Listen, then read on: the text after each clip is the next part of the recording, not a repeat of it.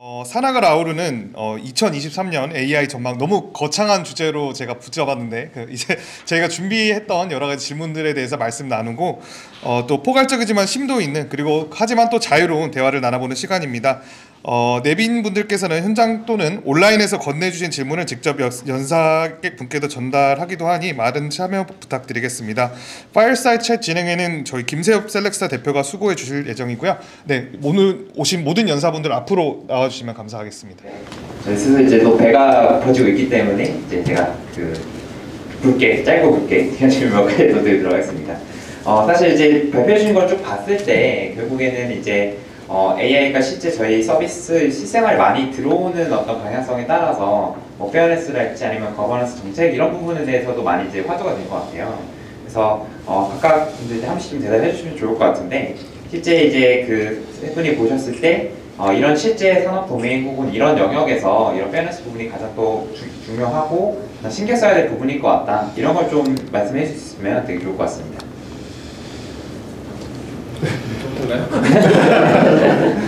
아니 오영 교수님이 우리나라에서 제일 잘하시는 분인데 회사의 관점에서 보면은 리스크 포인트라고 할 수 있죠. 이 부분이 제대로 해결되지 않으면 굉장히 많은 비판과 공격에 시달리게 됩니다.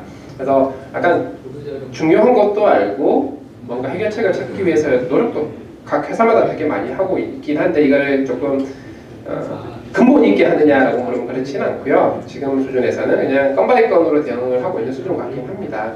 근데 이런 것들을 머신러닝 커뮤니티에서 조금 더 체계적으로 어떻게 하면 되는지에 대해서 만들어 주실 수 있다면 굉장히 의미가 있을 것 같고요. 최근에 많은 연구들이 그쪽 방향으로 점점점 흐르고 있는 것 같아요. 다행스럽게 커널 인퍼런스든 페어니스든 예전에는 정말 수학적인 관점에서 막 이렇게 진행되던 연구가 요즘은 프랙티컬한 혹은 리얼월드 쪽과 관련된 데이터나 문제에 적용하는 케이스들이 점점 늘어나고 있는 것들을 볼 때 앞으로 점점 더 회사 입장에서 봤을 때는 사용이 가능하고 훨씬 더 필요한 것들이 많이 만들어지는 것 같다라는 생각이 많이 들고 있기도 하고요. 저희도 마찬가지로 저희 자체적으로 하기 위한 것들을 최근에 저희 센터, 카이스트든 서울대든 센터랑 함께 주제를 발굴해서 진행을 하고 있는 것들도 있고 결국 리스크 매니지먼트 관점에서 굉장히 열심히 진행을 하고 있다 정도로 말씀을 드리고 싶습니다. 네, 답변 감사합니다. 교수님, 네, 안 교수님. 스킵하시려고.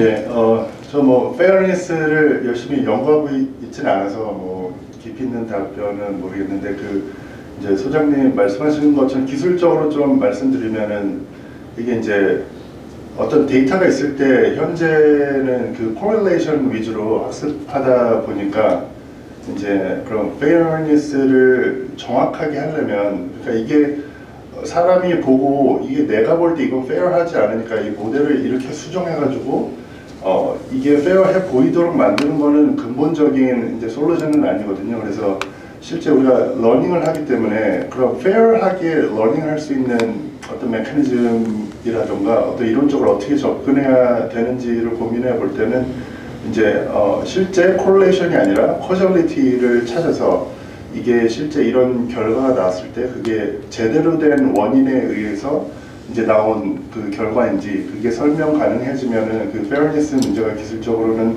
많이 해결될 수 있지 않을까라는 생각을 하는데요. 그런 커저리티에 대한 연구가 아직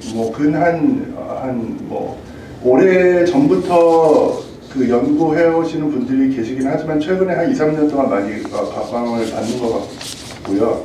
근데 아직도 이제 기존 클래시컬한 커저리티 연구가 이런 어떤 태블러 데이터셋에서 많이 이루어졌기 때문에 의료 데이터나 이런 부분에서는 연구가 용이한데 우리가 많이 하는 비정형 데이터, 그러니까 이미지라던가 랭귀지로 인풋을 받는 부분에 있어서는 그런 옵저베이셔널부터 이 커저 그래프를 어떻게 만들지에 대한 연구가 아직도 굉장히 미비하고 어떻게 해야 될지 모르는 상황이어서 이런 부분에 대해서 연구가 많이 이루어져야 될 것 같고 이거에 대해서 이제 많이 말씀하시는 분 중에 한 분이 이제 커저 인퍼런스 그래피컬 모델 타시고 튜링 어워드 타신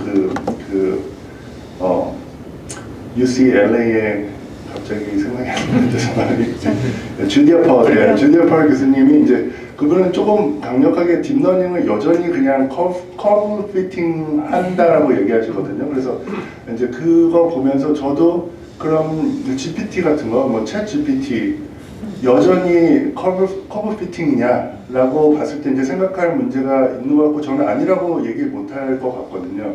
그래서 그게 yes라고 하면 왜 yes인지 no라고 하면 왜 no인지 그게 만약 커브 피팅 아니고 어떤 커저럴한 릴레이션십을 잘 모델링하는 거면 그 이면에서 학습하는 것으로부터 어떤 fairness에 대한 그 부분을 강화할 수 있는 그런 신말리도 찾을 수 있지 않을까라는 생각을 해봅니다. 네, 감사합니다. 우리 교수님 말씀 주시면. 뭐 두 분이 잘 말씀을 해주셔서 저는 이제 간단히만 말씀드리면 fairness라는 문제 자체가 사실은 다른 문제, 그러니까 AI라는 거 전체에서 우리가 항상 질문하는 것들을 다 가지고 있다고 생각해요. 모델 센트릭, 데이터 센트릭, 인터랙션 센트릭 그 세 가지로만 보더라도 fairness가 지금 우리가 하고 있는 모델로 과연 풀 수 있을까? 저는 사실은 아니라고 봐요. 왜냐면은 지금 모델들 굉장히 general purpose로 만들었는데 사실 fairness라는 거는 이렇게 범용적인 그런 fairness라는 건 존재하지는 않거든요. 그래서 모델이 어떻게 하면 좀 더 각각의 컨텍스트에 맞는 결과를 내줄 수 있느냐, 그거는 사실 모델 자체가 바뀌어야 된다고 생각하고, 데이터는 뭐 너무 당연하게 데이터가 바이어스 됐으면 어떻게 하냐 뭐 그런 거고, 인터랙션도 너무나 중요하죠. 그 사람은 사실은 내가 만약에 어떤 모든 사람 바이어스를 가지고 있잖아요. 어떤 바이어스를 가지고 있다라고 해도 내가 지금 누구랑 얘기하는지에 따라서 내가 자체 필터링을 한단 말이에요. 근데 이제 지금 챗GPT가 사실 그 노력을 하기는 하는데 필터링을 얘는 또 너무 많이 해요. 그래서 좀 안전하게 가는 것 같은데, 그 전에 랭귀지 모델들은, 그리고 그 필터들은 사실 사람들이 이렇게 넣어놓은 거고, 랭귀지 모델들은 그걸 하지 않거든요. 그러니까 누가 나랑 대화하는지 상관없이, 혹은 내가 어떤 컨텍스트, 어떤 어플리케이션을 서비스하고 있는지 상관없이 그냥 똑같은 얘기를 하는데, 이거는 인터랙션이 어떠냐에 따라서 굉장히 달라져야 되는 거라서 그 모델, 데이터, 인터랙션 모든 관점에서 사실 페어니스가 가지고 있는 문제, 던지는 질문들이 되게 렐레번트한 것 같습니다. 교수님이랑 세 분 말씀해 주신 것처럼 결국에는 이제 이게 점점 더 가치가 있는 어떤 철학 관점으로 이제 다가가다 보니까 결국에는 이제 어떤 상황에서 그리고 어떤 분야에서 우리가 AI를 왜 활용하고 어떻게 활용하는지에 대해서 사람들이 기획하고 정의하고 이런 부분들이 점점 더 중요해지는 것 같습니다.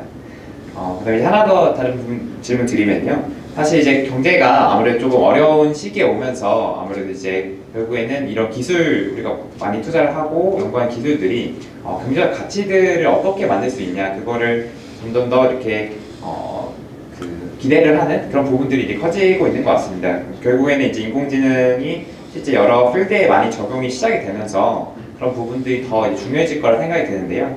각각 분들 생각하셨을 때 이러한 AI가 훨씬 더 경제적인 임팩트를 더 크게 내기 위해서는 어떤 부분들이 되게 중요한 부분일지를 좀 말씀 주시면 감사할 것 같습니다. 역순으로 이게 어려운 질문이죠. 경제 문외한이라서. 근데 이제 뭐 경제와 AI에 대해서 얘기를 하면은 가장 큰 게 이제 직업, 잡이 어떻게 없어질 것이냐 혹은 바뀔 것이냐 그런 게 있고, 그 다음에 이제 생산성에 대한 얘기를 할 수 있을 것 같아요. 그리고 뭐 국가적으로 봤을 때는 우리나라의 경쟁력이라든지 그런 것이랑 관련이 있을 것 같은데, 저는 이제 잡 자체는 많이 없어질 수 있다고 생각해요. 그러니까 없어진다기보다 특정 직업, 특정 일은 없어지면서 이제 그거를 사실은 사람이 AI라는 거를 툴로 써가지고 좀 더 좋은 아웃풋을 좀 더 짧은 시간에 만들어낼 수 있다라는 게 이제 AI가 가야 되는 길인 것 같고, 그러니까 챗 GPT를 보면서 우리가 딱 느끼는 게 그거잖아요. 그러니까 챗 GPT가 사실은 뉴익스 오픈 AI 파티하는 딱 그날 공개됐거든요. 굉장히 전략적으로 그 회사들이 하는데 이런 걸 보면 정말 처음에는 위기감을 느끼는 것 같아요. 이게 정말 나의 직업을 어떻게 바꿀 것인가.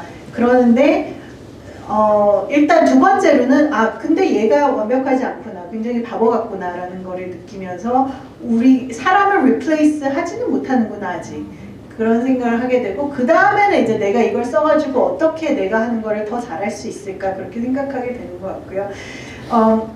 그다음에 한국은 어떻게 해야 될 것인가. 사실 네, 그게 이제 하 소장님이 말씀해 주실 것 같습니다.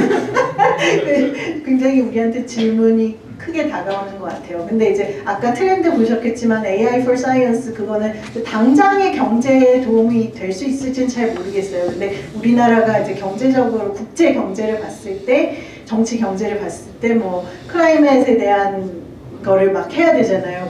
이제 매니팩처링을 많이 하는 나라이기 때문에. 그래서 그런 거, 환경에 대한 거나 아니면은 이제 서비스 쪽을 많이 가거나 뭐 그래야 될 때 AI의 역할이 뭘까, 뭐 그런 국가 경쟁력과 AI를 어떻게 할 것인가. 저도 답은 없어요. 근데 중요한 질문들을 드리고 다음 연사분이 말씀해 주실 것 같아요. 감사합니다. 네. 예, 두 번째 질문도 제가 잘 모르겠습니다. 질문을 아는 거야지. 예, 경제 AI 임팩트, 저는 크게 보면은 뭐 타임 스케일의 문제랑 그다음에 리소스를 어떻게 어로케이트 할 거냐의 문제인 것 같은데, 예를 들면은 그러니까 지금 뭐 경제가 안 좋아서 우리가 너무 숏텀 경제적인 이익을 얻을 수 있는 기술에만 집중하다 보면 또 롱텀의 어떤 원동력을 이룰 수 있으니까, 근데 우리나라가 이제 아직 이제 여전히 숏텀으로 되게 퍼스트 체이저라고 할까요? 쫓아가는 거는 세계에서 제일 잘하는 것 같아요. 일본보다 잘하는 것 같고, 그 다음에 근데 정말 여기서 더 그렇게 해가지고 이제 여러 기업에서 만들어지는 서비스, 좋은 서비스들, 좋은 것들로 이제 파이를 키우고, 그 파이를 우리가 이제 잘 분배해서, 근데 그 파이 가지고 너무 숏텀 것만 우리가 소비하지 말고 좀 더 롱텀에 펀더멘털한 거를 좀 투자를 잘 하고 계획을 잘 해야, 이제 우리나라도 이제 얘기하는 것처럼 뭐 10년 후에는 오픈AI 같이, 뭐 챗 GPT 같이 이런 이노베이티브한, 우리나라가 지금 리딩하고 있는, 예를 들면 반도체 같은 분야에서 리딩을 하는 것처럼 AI 분야에서도 10년 후에 멀리 봤을 때 리딩 하려면은, 그리고 거기서부터 파생되는 그런 경제적 이득을 우리가 얻기 위해서는 지금부터 잘 계획하고 좀 장기적인 투자도 하고, 그 다음에 숏텀으로는 워낙에 잘 하고 있으니까, 그래서 그거와의 밸런스를 잘 맞춰서 해야 좀 잘 되지 않을까. 일단은 제일 중요한 건 뭐 그런 장기적인 목표를 우리가 할 수 있다라고 이제 마음에 새기고 우리가 하자라고 이제, 중요한 건 꺾이지 않는 마음이라고. 예, 그렇죠. 그거죠. 예, 그거를 우리도 할 수 있다는 마음을 먹는 게 중요한 것 같습니다. 예. 잘 모르시겠다면서 되게 길게 잘 답변해주셨습니다. 네, 제가 비록 산업계에서 오긴 했지만 굉장히 일부 산업이다 보니까 대표해서 말씀드리는 건 아닌 것 같고요. 몇 가지 어떤 아젠다가 좀 있는 것 같습니다. 첫 번째는 대통령이 9월달 토론토 방문하셨을 때 저도 그 자리에 있었는데, 힌튼옥에 여쭤봤어요. 어떻게 하면은 우리가 대한민국이 AI 경쟁력을 더 높일 수 있겠습니까? 캐나다처럼 했을 때 힌튼옥께서 적당한 규모로, 그러니까 물이 엄청나게 많이 투자 이런 내용이 아니라 적당한 규모지만 정말 꾸준히 긴 호흡으로 투자를 계속해줘야, 그러면서 기다림의 미학이 필요합니다 라는 걸 굉장히 많이 강조를 하셨어요. 실제로 캐나다는 그렇게 해왔죠. 그렇게 해야지 국가의 AI 기술력 관점에서 경쟁력을 가질 수 있을 거다 라고 말씀을 주셨고, 시사하는 바가 크죠. 우리나라에 보통 이렇게 좀 여러 가지 과거들을 비춰보면은 그게 하나가 있었던 것 같고, 그리고 AI 기술이 어쨌든 단독으로서 비즈니스 기회를 만드는 경우들도 있긴 하지만, 그보다 훨씬 파이가 큰 건 기존에 있는 다른 어떤 분야, 기술, 산업들에 녹아 들어가면서 이들의 경쟁력을 획기적으로 올려놓을 수 있는 것들이 굉장히 많아요. 여기 오늘 김주빈 전무님이나 김민희 상무님 와 계시지만 우리나라가 정말 잘하는 어떤 제조 전통 산업들에서 어떤 효율성을 올린다든가 원가를 절감한다든가 혹은 기존에 어려웠던 사람들만 하기에는 어려웠던 것들을 해결을 한다라든가 하는 부분들에서 밸류를 충분히 만들 수 있다고 생각을 하고 이쪽 사이드가 훨씬 더 크고요. 그리고 AI 기술이 발전함에 따라서 새롭게 생기는 비즈니스 기회들이 있는 것 같아요. 예를 들면 소위 말하는 요즘 초거대 AI류, 챗GPT가 주고 있는 충격과 공포 이런 것들이 있는데 좀 뜯어보면 여전히 오 교수님 말씀하셨다시피 갈 길이 멀지만 근데 이런 초대규모 AI를 중심으로 해서 완전히 새로운 생태계가 생기고 있는 것 같습니다. 인터넷이 처음 나왔을 때 혹은 모바일이 처음 나왔을 때 사람들이 보고 신기해 정도에서 머물러 있었다는 게 아니지 않습니까? 인터넷이라고 하는 네트워크를 통해서 이커머스라는 산업이 굉장히 커지고 그다음에 온라인 광고라는 시장이 굉장히 커지고 그 외에 온라인 컨텐츠라는 시장도 굉장히 많이 커지게 됩니다. 아이폰이 나온 이후로부터 이제 모바일 생태계가 만들어지면서 어떤 앱스토어가 됐든 혹은 구글 플레이가 이런 생태계가 만들어지면서 또 다른 또 글로벌 비즈니스 판도가 완전히 바뀌게 되죠. 약간 AI 그리고 초거대 AI가 이런 가능성을 조금씩 만들어가고 있는 것 같아요. 근데 다행스러운 거는 지금 미국의 오픈 AI나 마이크로소프트 중심 그리고 구글 중심으로 이렇게 만들어지기 시작한 지가 그렇게 오래되지 않은 상태에서 우리나라도 저희 회사도 마찬가지지만 KT도 그렇고 LG도 그렇고 초거대 AI를 만들어서 API로 제공을 하고 그 API를 활용을 해서 많은 스타트업들이 새로운 비즈니스를 만들고 있어요. 이거는 디지털 플랫폼 정부 관점에서도 이런 생태계를 레버리지하는 것들에 대해서 굉장히 많이 고민을 하고 있거든요. 정부에서도 비슷한 기능을 제공하고 싶은데 기존 기술들이 한계가 있다 보니까 고민이 많았던 거를 민간의 이런 그런 새로운 생태계를 통해서 해결할 수 있는 가능성이 있지 않을까 하는 부분들을 굉장히 많이 보고 있고 거기서 어떤 솔루션을 만드는 데서 정부가 제도적으로나 예산적으로나 도와드릴 부분들을 찾고 있는 상황 관점에서 보면은 이런 새로운 기회를 만드는 거는 어쩌면 글로벌 관점에서 봐도 굉장히 파이오니어의 수준에 가까운 것 같아요. 이런 것들을 굉장히 잘 설계해서 좀 빨리 치고 나갈 수 있다면 굉장히 좋은 결과가 만들어질 수 있을 것 같고 선생님 교수님 말씀하셨다시피 패스트 팔로우 정말 잘하는데 이 퍼스트 무버는 계속 시행착오를 하면서 나가야 되는데 이 시행을 해야 착오가 생기잖아요. 그 시행을 하는 것이 두려움이 생기지 않도록 하는 게 중요한 것 같습니다. 이런 것들은 정부도 그렇고 사회도 그렇고 계속 시도를 인커리지할 수 있도록 만들어 드리는 게 필요하지 않나? 그렇게 해야 좀 앞서 나갈 수 있지 않을까라고 생각을 하고 있습니다. 네, 답변 감사합니다. 혹시 현장에서도 질문하고 싶으신 분 있으시면 말씀해 주시면 되고요. 질문하실 분 없으시면 온라인 질문, 아마 마지막 질문이 될 것 같은데 가벼운 듯하나 전혀 가볍지 않은 질문이 올해 아까 발표하신 내용에도 나왔는데 센티언한 AI, 그러니까 자각 있는 인공지능에 대해서 뉴립스 키노트에서도 나왔잖아요. 그래서 그게 실질적으로 가능하다고 보시는지, 그럼 진짜 자각이 아니라면 그 자각이라도 잘 흉내내는 AI가 라는 게 올 수 있다고 보시는지, 뭔가 좀 더 안성민 교수님 연구 분야에 좀 더 가까워진 것 같은데 하정우 소장님부터 계속 말씀하시죠. 네네, 이 순서대로 그래서 네. 저는 약간 실리주의자이기도 하고 그다음에 어떤 인간의 철학이나 인지과학 쪽에 거의 알못이다 보니까 약간 비관론에 가깝긴 하고요. 그냥 된다 안 된다를 떠나서 이 부분을 조금 더 체계적으로 분석 혹은 연구하기 위한 사전 작업이 좀 필요하다고 생각을 해요. 컨셔스니스를 어떻게 정의를 할 거냐, 어떻게 평가를 할 거냐부터가 출발인 것 같고요. 사람의 컨셔스니스란 무엇인가에 관련해서 여러 가지 연구가 있는데 그 어떤 지표들을 그대로 AI에 들고 와서 적용하는 게 맞는지부터에 대한 고민이 출발점 아닌가 생각을 합니다. AI 하시는 분들은 명확하지 않습니까? 평가 프로토콜 딱 정해놓고 평가 데이터셋 딱 만든 다음에 여기서 얼마만큼 나오는지를 숫자로 이렇게 체크를 하는 형태로 하고 있는데 일단 컨센서스니스도 그렇게 할 수 있는지가 첫 번째.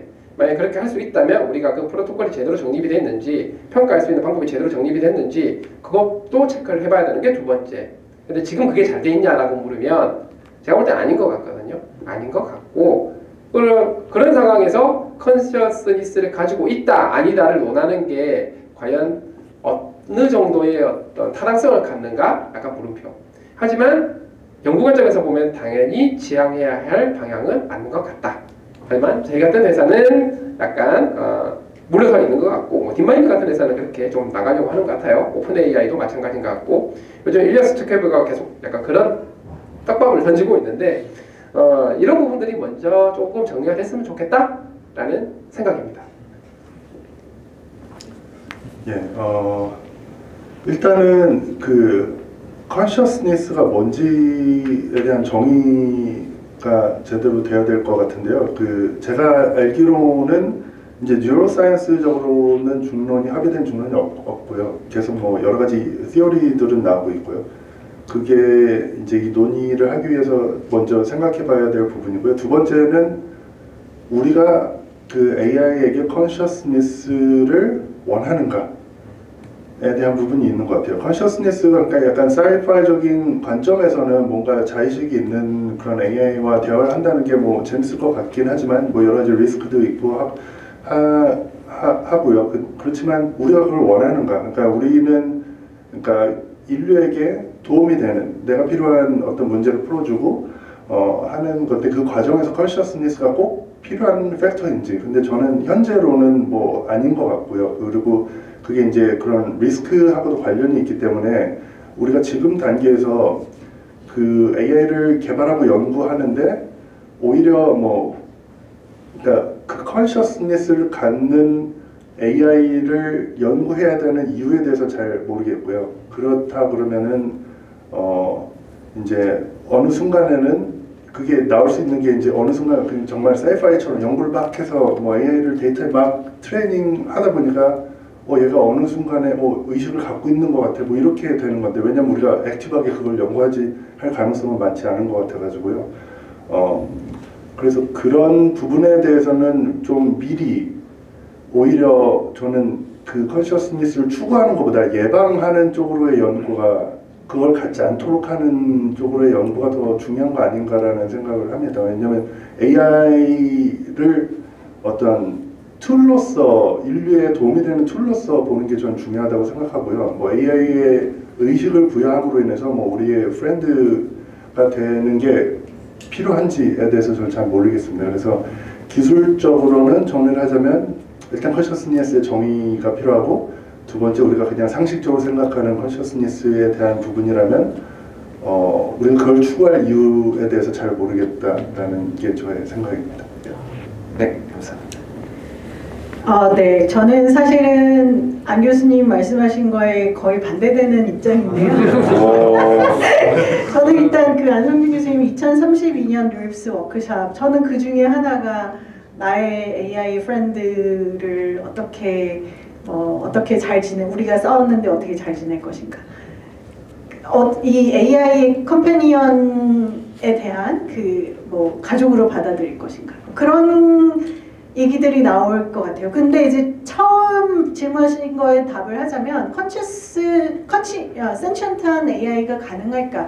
그거는 사실 데이비드 찰머스가 얘기를 한 게 맞는 것 같고 그분이 어떻게 얘기하셨냐면 이거는 yes or no는 아니다라고 하셨어요. 뭐 당연히 좀 너무 당연한 답이지만 스펙트럼이 있고 그리고 그 스펙트럼도 여러 가지 디멘션에서 볼 수 있고 뭐 디멘션 중에 하나는 이제 바이올로지예요. 얘가 몸이라는 게 없는데 혹은 몸이 있다라고 해도 로봇 같은 그런 우리 사람이나 동물 같은 몸은 아닐 테니까 물론 거기에서도 또 이제 신테틱 바이올로지 얘기가 나오기는 했어요. 근데 그런 여러 가지 관점에서 봤을 때 정말 센션트한 AI가 어느 정도 10년, 20년 후에는 어느 정도 발전을 하지 않았을까라는 생각이 들고요.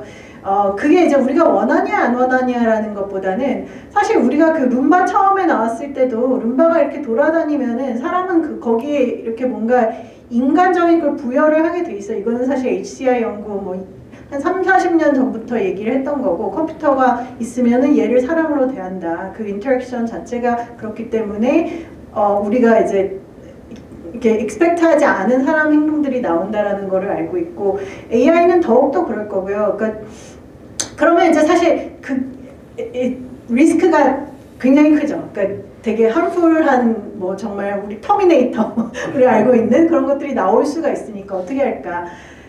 저는 이제 사회적으로는 그 뭐 정책이나 뭐 아니면 철학이나 그런 쪽에서는 그런 거에 대비를 해야 된다고 생각을 하고, 기술적으로는 AI가 뭐 센천하게 하는 거를 막든지 아니면 이해를 하든지, 사실은 이해하는 게 훨씬 더 중요하겠죠. 그러니까 AI 자체를 보면은 AI가 이제 사람과 같은 인텔리전스를 만들어내는 것도 중요하지만 AI의 주요 목적 중에 하나는 사람 인텔리전스를 이해를 하는 거잖아요. 그래서 그런 면에서 센션스라는 게 뭐냐, 사람에 대해서도 그런 식으로 갈 것 같고, 네, 저는 언젠가 올 거라고 생각합니다. 네, 감사합니다.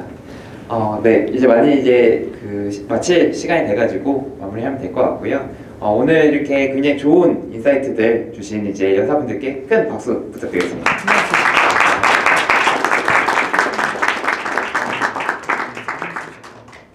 네, 그리고 아무래도 이제 연말이다 보니까 또 저희 곧 새해를 시작하잖아요. 그래서 세 분도 굉장히 올 한 해 굉장히 고생 많이 하셨을 것 같은데요.